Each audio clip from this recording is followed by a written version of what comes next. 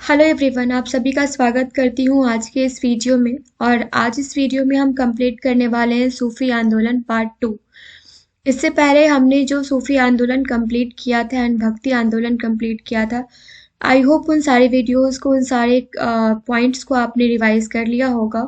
और सूफी आंदोलन पार्ट 2 बनाने का मेन मोटिव ये है कि कुछ चीज़ें रह गई थी, इन शॉर्ट हमने कवर करी थी, but I was not satisfied कि उसने उतने से आपका हो जाएगा। सो हम इस वीडियो में सारा कंप्लीट करेंगे। सुहरावर्दी सिलसिला देखेंगे, चिश्ती सिलसिला देखेंगे, फिर कादरी सिलसिला की बात करेंगे और लास्ट में हम नक्शबंदी सिलसिला की बात करेंगे। सो यहाँ से क्वेश्चंस काफ़ी सारे बनते हैं, इसलिए जो भी छूटे हुए पार्ट हैं उनको आज हम कंप्लीट कर लेते हैं। आई होप आपको मेरी मेहनत पसंद आ रही होगी। अगर मेरी मेहनत पसंद आ रही है तो प्लीज़ चैनल को लाइक एंड सब्सक्राइब कर लीजिएगा। साथ ही साथ बेल आइकन प्रेस कर लीजिएगा ताकि आने वाले हर एक वीडियो का नोटिफिकेशन आपको टाइम टू टाइम मिलता रहे। सो फर्स्ट पॉइंट से स्टार्ट करते हैं हम। यहाँ है, भारत में सूफी की धारा इस्लाम के साथ ही आई थी। ये हमने फर्स्ट पार्ट में इसका जो भी डिस्क्रिप्शन है वो सारी चीज़ें हमने देख ली थी। और हसन बसरी प्रथम ज्ञात सूफी संत थे। तो अगर हमसे पूछा जाता है कि प्रथम ज्ञात सूफी संत कौन थे, तो ये थे हसन बसरी। प्रथम व एकमात्र महिला सूफी संत अगर पूछा जाए तो ये राबिया हुई थी, और जिनकी शिक्षा बसरा ईरान में हुआ था। 801 ईस्वी में राबिया की मृत्यु हो गई थी। तो हमने मेल और फीमेल दोनों में देख लिया प्रथम ज्ञात सूफी संत। भारत में आए प्रथम सूफी संत अल हुजुवरी थे, जो गजनवी के समय आए थे तथा लाहौर को अपना केंद्र बनाया था। काफ़ी इंपॉर्टेंट है, गजनवी के साथ आए थे और लाहौर को अपना केंद्र बनाया था। इसके बाद इस्लाम धर्म में, यहाँ पे थोड़ा सा करेक्शन कर लीजिएगा प्लीज़। इस्लाम धर्म का मुख्य धार्मिक ग्रंथ कुरान है तथा इस कुरान की व्याख्या शरीयत तथा तरीकत दो रूपों में की जाती है। फ्रेंड्स, आप इस वीडियो को देखने के टाइम में प्लीज़ पेन पेपर लेके बैठिए। मैं नहीं चाहती कोई भी इंपॉर्टेंट पॉइंट्स आपसे छूट जाए। नोट डाउन कर लीजिए ताकि आने वाले किसी भी एग्जाम में रिवीजन के तौर पे आपके पास एक शॉर्ट नोट्स अवेलेबल हो। राइट। सो लास्ट इसके बाद हम देखते हैं, शरीयत परंपरा उलेमा वर्ग का कट्टरपंथी स्वरूप होता है और नरीकत व्यक्तिगत अनुभवों पर आधारित रहस्यवादियों के माध्यम से सीधा ईश्वर से संपर्क स्थापित करना होता है। तो यहाँ पे डिफरेंशिएशन हमने देख लिया। अब आप इसको पूरी तरीके से जैसे नोट करना चाहते हैं ये आप प्लीज कर लीजिए। और नरीकत जो है ये सूफी धर्म कहलाता है। इस दर्शन में खल्क, जिसको आप सृष्टि कहते हैं, तथा हक, जिसको आप सृष्टिका कहते हैं, इसकी व्याख्या की गई है। आगे हम देखते हैं, जीव तथा ब्रह्म दो पदार्थ होते हैं और इस प्रकार यह द्वैतवाद के अधिक निकट आता है, परंतु अपने अंतिम चरण में यह अद्वैतवाद के अधिक निकट नजर आता है। जीव का ब्रह्म में मिलन कुल 10 चरणों में होता है। ये इंपॉर्टेंट पॉइंट है, प्लीज नोट डाउन कर लीजिएगा। और प्रथम अवस्था तौबा, अफसोस तथा अंतिम अवस्था रीजा अर्थात लक्ष्य की ओर अग्रसर होना होता है। इसके पश्चात जीव अपना पार्थिव अस्तित्व को नष्ट मानते हुए पूर्ण रूप से ईश्वर में प्रति समर्पित हो जाते हैं, ईश्वर के प्रति समर्पित हो जाते हैं। और यह आस्था जो है ये फना कहलाती है, किसी पे फना हो जाना, आपने सुना होगा। इस्लाम धर्म में फना को मान्यता बयाजिद बिस्तामी ने प्रदान की थी। किसने प्रदान की थी? बयाजिद बिस्तामी ने। और जीव का ब्रह्म से एकाकार बका कहलाता है तथा यह पूरी प्रक्रिया जो है ये वस्ल कहलाती है। ओके, नेक्स्ट पॉइंट देखते हैं, इस्लाम का उदय कहाँ हुआ था? तो अरब में हुआ था। लेकिन अगर बात की जाए सूफी धर्म का उदय तो ईरान के मुख्य बसरा शहर में हुआ था। सूफी जो हैं ये घुमक्कर जीवन जीते हुए इस्लाम धर्म की उदारवादिता का प्रचार करते थे। और वहीं पे अगर देखा जाए तो यहाँ पे सूफी के आवास स्थल जो है ये खान काल कहलाते थे और मुर्शीद या शेख कहलाते थे सूफी धर्म में आध्यात्मिक गुरु और पीर। ओके, तो अगर पूछा जाए कि आध्यात्मिक गुरु और पीर को सूफी धर्म में क्या कहा जाता था, तो मुर्शीद या शेख कहलाते थे और इनके शिष्य जो हैं ये कहलाते थे मुरीद। सूफी धर्म में आयोजित संगीत गोष्ठियां समा कहलाती थी और नृत्य जो है ये जमा कहलाता था। सूफी शब्द की उत्पत्ति जो है ये अरबी भाषा के सफा शब्द से हुई और जिसका अर्थ होता है पवित्रता। ओके, भारत में दिल्ली सल्तनत की स्थापना से पूर्व सूफी सिलसिले का आगमन हो चुका था। और आगे हम देखेंगे, यहाँ पे देखने वाली बात है कि चिश्ती तथा सोहरावर्दी शरीयत की ही व्याख्या करते थे, अतः इन सिलसिलों को बसरा तथा इनमें से चिश्ती, सोहरावर्दी, कादिरी, नक्शबंदी प्रसिद्ध सिलसिले रहे हैं। ओके, और सूफी संतों के निवास स्थान को क्या कहा जाता था? खानकाह कहा जाता था। और अन्य जो रेस्ट पार्ट जो सिलसिले होते थे, रेस्ट सिलसिले जो होते थे, उनको बेसर कहा जाता था। सूफी सिलसिला मुख्यतः 2 वर्गों में विभाजित था। वो कौन कौन सा था? ये था बाशरा और बेशरा। बाशरा का मतलब क्या होता था? इस्लामी विधान शरा को मानते थे, और ये बेशरा जो है ये इस्लामी विधान शरा से बंधे हुए नहीं थे। ये घुमक्कर सूफी संत होते थे, बेशरा। और संसार का पहला सूफी संत जो है ये अबू हाशिम था, जो कूफा ईरान का निवासी था। और अबुल फजल ने आईने अकबरी में 14 सूफी सिलसिलों का उल्लेख किया है। अब इसमें से जो 4 इम्पॉर्टेंट सूफी सिलसिला है ये हम आज देखने वाले हैं, जो है सोहरावर्दी सिलसिला, चिश्ती सिलसिला, उसके बाद हम बात करेंगे कादरी सिलसिला की, और कादरी सिलसिला के बाद हम बात करेंगे नक्शबंदी सिलसिला की। सो ये 4 सिलसिला मेन है और ये चारों हम अच्छे से देख के जाएंगे। सोहरावर्दी सिलसिला में इसकी स्थापना अगर पूछा जाए तो ये सुहाबुद्दीन सोहरावर्दी ने बगदाद में की थी, और भारत में यह सिलसिला बहाउद्दीन जकारिया द्वारा लाया गया था। इन्होंने सर्वप्रथम मुल्तान में अपना खानकाह स्थापित किया था। किसने? सोहरावर्दी सिलसिला ने। और इस समय मुल्तान में कुबाचा था। जकारिया ने कुबाचार की बुराई करना प्रारंभ किया था और इल्तुतमिश द्वारा इन्हें शेख उल इस्लाम की उपाधि दी गई थी। ओके, सोहरावर्दी के शिष्य जो हैं ये जलालुद्दीन तबरीजी को बंगाल से इस्लामीकरण का श्रेय दिया जाता है।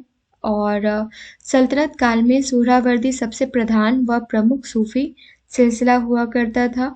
राजकीय पद इनको दिए गए जैसे शेख उल इस्लाम, सद्र ए विलायत आदि इन्होंने स्वीकार किया। तो अगर पूछा जाता है कि सोहरावर्दी सिलसिला ने राजकीय पद स्वीकार किया या नहीं किया, तो यस, इन्होंने किया।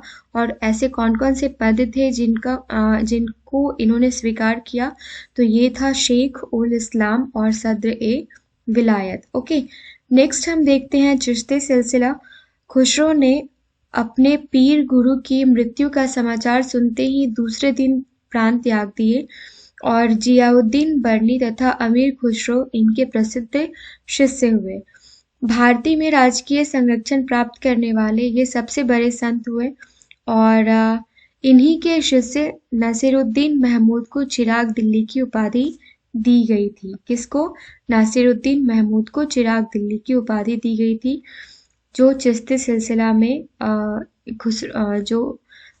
जियाउद्दीन बर्नी तथा अमीर खुसरो इनके प्रसिद्ध शिष्य थे। और चिश्ती सिलसिला के ये शिष्य थे नासिरुद्दीन महमूद। बहानुद्दीन गरीब को दक्षिणी भारत में सूफी सिलसिले की शुरुआत करने का श्रेय जाता है। तो अगर पूछा जाए कि दक्षिणी भारत में सूफी सिलसिले की शुरुआत करने का श्रेय किसको जाता है, तो ये जाता है बहानुद्दीन गरीब को।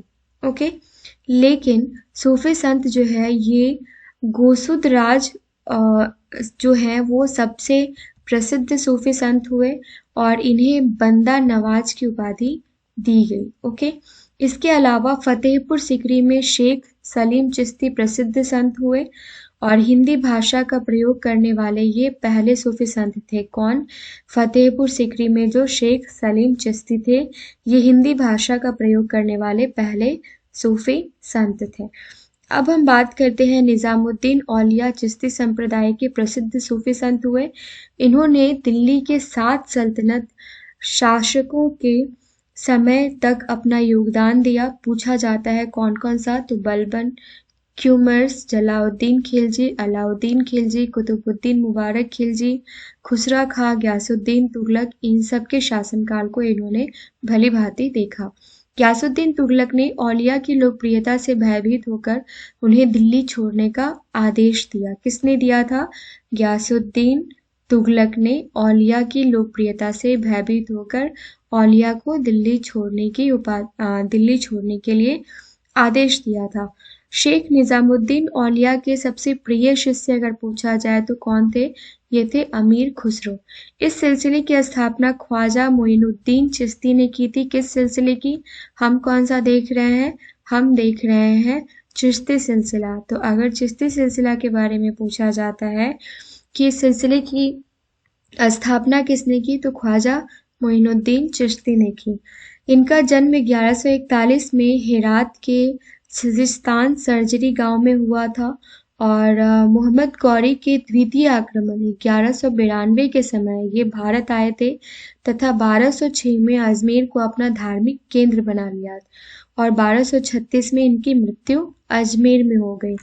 कुतुबुद्दीन बख्तियार काकी तथा हमीमुद्दीन नागौरी इनके प्रमुख शिष्य थे और काकी की याद में ही इल्तुतमिश ने दिल्ली में कुतुब मीनार की निर्माण करवाई और फरीखुद्दीन समूद काकी के प्रमुख शिष्य थे और इन्होंने पंजाब को अपना कार्य क्षेत्र बनाया। किसने?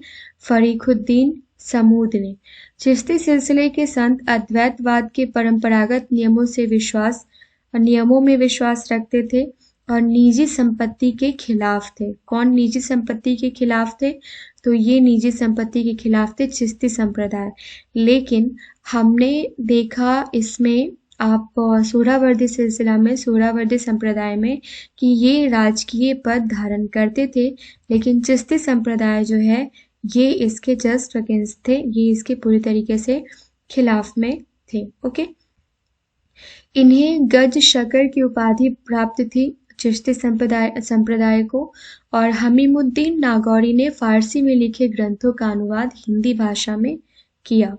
अब बात आती है कादरी सिलसिला की। यह इस्लाम धर्म में प्रथम रहस्यवादी पंथ था और इसकी स्थापना किसके द्वारा हुई थी? तो ये हुई थी शेख अब्दुल कादिर जिलानी के द्वारा। इन्होंने कुल 99 उपाधियां प्राप्त की। किसने? शेख अब्दुल कादिर जिलानी ने 99 उपाधियां प्राप्त की। इन्होंने बगदाद में इस संप्रदाय की स्थापना की और भारत में शाह नियामत महमूद जिलानी ने इस सिलसिले का प्रचार किया। तो अगर पूछा जाता है कि कादरी सिलसिला का भारत में प्रचार प्रसार किसने किया, तो ये किया शाह नियामत महमूद जिलानी ने।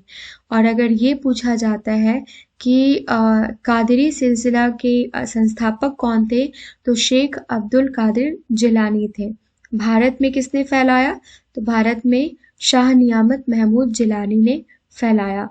इसी के संत शेखा मूसा को अकबर ने 5000 का मनसब प्रदान किया था और शाहजहां के ज्येष्ठ पुत्र दारा शिकोह कादरी सिलसिले का अनुयायी था। ओके, सूफी मत पर दारा शिकोह ने 2 पुस्तकें लिखी हैं। कौन कौन सी है ये पुस्तकें? इंपॉर्टेंट हो जाती है क्योंकि दारा शिकोह के द्वारा ये लिखी गई है। तो फर्स्ट है सफीनात उल औलिया, इसमें सूफी संतों की जीवनी लिखी गई है।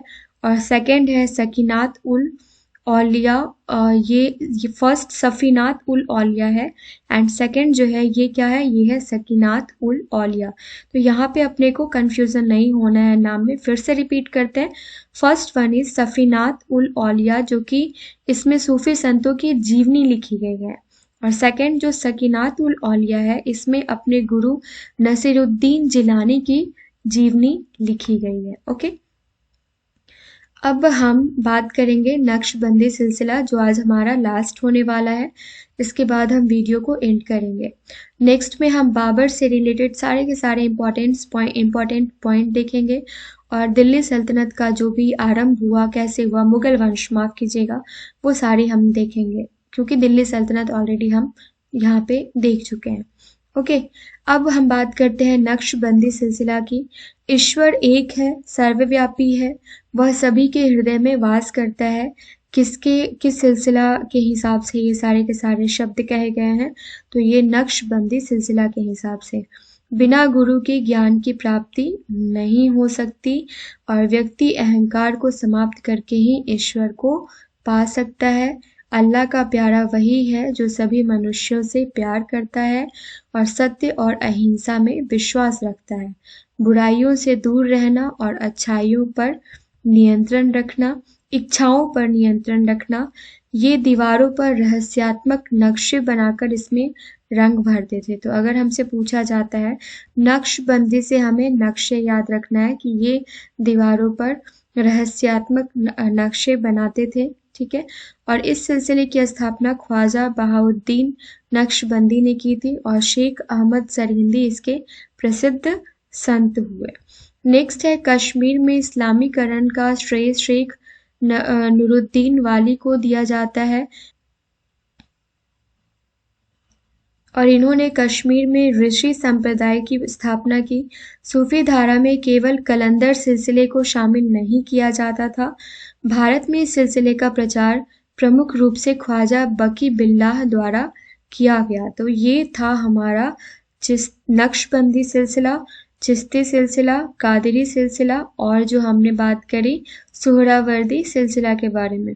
हमने जो भी आज पॉइंट देखे हैं सूफी आंदोलन पार्ट 2 में, सारे के सारे काफ़ी इम्पॉर्टेंट है। एक बार और फिर से इसको रिवाइज कर लीजिएगा। चारों के चारों जो सिलसिला हैं, किसमें ये लोग उपाधि धारण करते थे, किसमें नहीं करते थे, राजकीय पद किसमें धारण करते थे, किसमें नहीं करते थे, ये सारी चीज़ें इंपॉर्टेंट हो जाती हैं। चलिए देखते हैं नेक्स्ट वीडियो में हम क्या कंप्लीट करने वाले हैं। बाबर से रिलेटेड चीज़ें कंप्लीट करने वाले हैं, एंड से स्टार्टिंग से लेके एंड तक। मुगल साम्राज्य में किसका किसका शासनकाल क्या रहा, यहाँ से ये देखेंगे। उसके बाद हम 1 बाय 1 इन सारी चीज़ों को कंप्लीट करेंगे। इसका बाबर का संक्षिप्त में इतिहास देखेंगे। मुगल वंश की स्थापना कैसे की, इसने कौन सी उपाधि लेना धारण कर दिया, कौन सी उपाधि धारण की, किन किन स्थलों पर विजय प्राप्त किया, इसकी आत्मकथा किसने लिखी, कौन सी इसकी आत्मकथा थी, उसके बारे में हम देखेंगे। और लास्ट में हम बात करेंगे यहाँ पे बाबर ने भारत पर कितनी बार आक्रमण किया और इसका मेन युद्ध कौन था, जिसमें पानीपत का युद्ध हम देखेंगे। फिर हम देखेंगे चंदेरी का युद्ध, घग्गर का युद्ध, बाबर की जो रचनाएं हैं उसके बारे में, इसके जो वंशज है, इसके जो संतान है, और लास्टली इसकी मृत्यु के बारे में देखेंगे।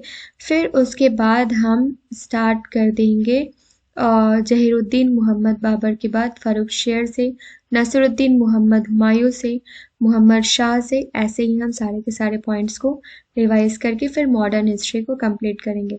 सो आई होप आपको मेरी मेहनत पसंद आ रही होगी। हमारा एक छोटा सा कंट्रीब्यूशन जो आपके किसी भी एग्ज़ाम के लिए है वो आपको पसंद आ रहा होगा। फ्रेंड्स, मैं आपको बताना चाहूँगी कि आपको अभी से सारे वीडियो के डिस्क्रिप्शन में एक वेबसाइट का लिंक मिलेगा। आप वहाँ से जाकर किसी भी टॉपिक पे important questions, previous year questions, practice questions, सारे के सारे क्वेश्चंस देख सकते हैं। ईजिली डाउनलोड है और फ्री ऑफ कॉस्ट आपके लिए प्रोवाइड किया गया है। धीरे धीरे सारे के सारे नोट्स आपको वहाँ पे प्रोवाइड कर दिए जाएंगे। सो अगर हमारी मेहनत पसंद आ रही हो तो बने रहिए A9 एजुकेशन फैमिली के साथ। हमें इतना प्यार और सपोर्ट देने के लिए बहुत बहुत धन्यवाद। मिलते हैं नेक्स्ट वीडियो में। Thank you so much.